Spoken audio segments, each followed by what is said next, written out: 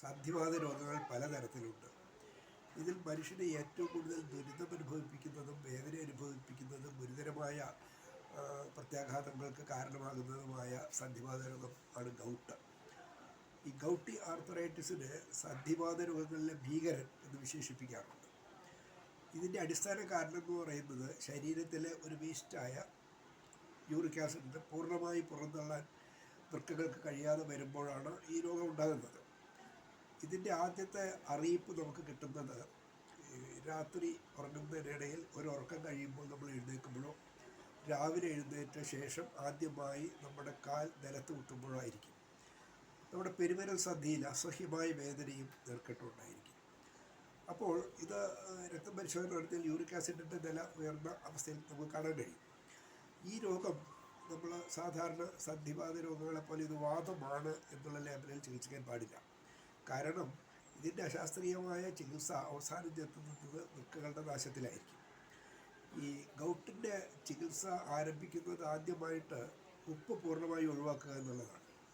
ഉപ്പ് പൂർണ്ണമായി ഒഴിവാക്കാൻ ബുദ്ധിമുട്ടുള്ളവർക്ക് അത് ഏറ്റവും കുറഞ്ഞ അളവിലാക്കുകയെങ്കിലും ആകാവുന്നതാണ്. പിന്നെ നോൺ വെജിറ്റേറിയൻ ഫുഡ് പൂർണ്ണമായും നമ്മൾ ഒഴിവാക്കിയിരിക്കണം. അതുപോലെ തന്നെ പച്ചക്കറി ഇനങ്ങളാകുമ്പോൾ കോളിഫ്ലവർ, ചീര, കൂണ് ഇത്രയും സാധനങ്ങൾ ഒഴിവാക്കണം. ഇവിടെ ചികിത്സയുടെ ഭാഗമായിട്ട് ഏറ്റവും പ്രധാനമായി ശ്രദ്ധിക്കേണ്ടത് വേദനാസംഹാരികൾ പൂർണ്ണമായും ഒഴിവാക്കുക, അത് കഴിക്കാതിരിക്കണം, അതാണ് വേണ്ടത്. കാരണം അതും വൃക്കകളുടെ നാശത്തിന് ഭാവിയിൽ കാരണമാക്കാവുന്ന ഒരു ഘടകമാണ്.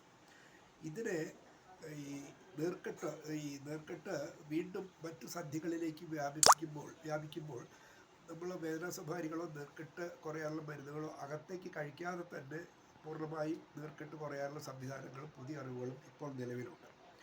ഈ അറിവുകളനുസരിച്ചാണ് ഇത് കൈകാര്യം ചെയ്യുന്നതെങ്കിൽ വളരെ ലളിതമാണ്. ഉദാഹരണത്തിന് അകത്തേക്ക് മരുന്നുകൾ കഴിക്കുകയാണെങ്കിൽ തന്നെ അത് നമ്മുടെ ആയുർവേദ രീതി അനുസരിച്ച് ഞെരിഞ്ഞിൽ, വയൽച്ചുള്ളി, തഴുതാമ ഇത്തരം സാധനങ്ങളിലൂടെ ചെറിയ മരുന്നുകൾ വീട്ടിൽ തയ്യാറാക്കി തന്നെ കഴിച്ചാൽ ഇത് മാറുന്നതാണ്. അപ്പോൾ സാധാരണ ഒരു വാതരോഗമായിട്ട് ഇതിനെ കണക്കാക്കാതെ ഇതിൻ്റെ ഗൗരവാവസ്ഥ മനസ്സിലാക്കുകയും ഏറ്റവും പുതിയ അറിവുകൾ അനുസരിച്ച് ചികിത്സിക്കുകയുമാണെങ്കിൽ പൂർണ്ണമായി രോഗശമനം അത് വളരെ പെട്ടെന്ന് തന്നെ സാധ്യമാണ്. എന്നാൽ പോലും ഇടയ്ക്കിടയ്ക്ക് നമ്മൾ യൂറിക് ആസിഡിൻ്റെ നില പരിശോധിച്ചു കൊണ്ടിരിക്കണം.